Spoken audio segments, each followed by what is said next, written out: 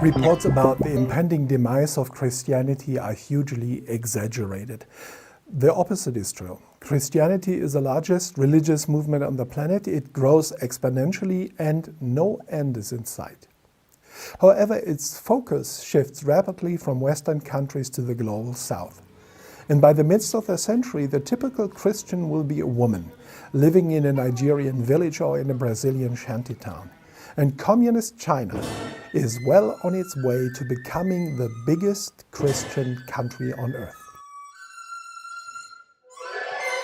However, in the US and in Europe, Christianity is in decline, and that trend has been with us for decades. Church attendance has been dropping since 1965, and the number of people who are not affiliated with any kind of organized religion is on the rise.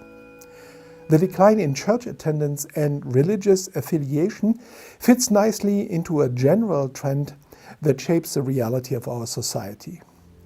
Everything that requires people to meet and engage other people is in decline.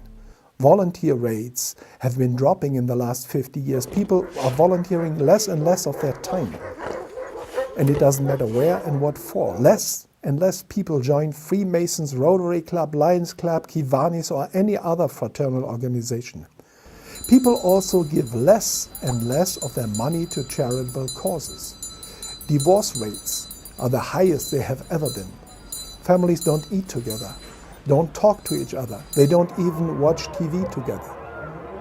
It seems more and more people retreat from public life and shift human interaction to social media.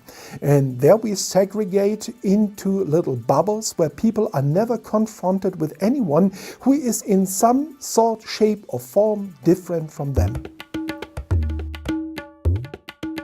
This is not healthy.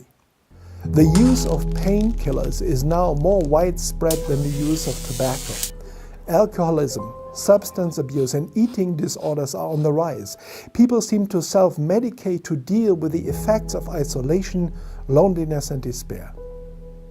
This trend found its way prominently into the American discourse in the year 2000 when Robert T. Putnam published his book, Bowling Alone.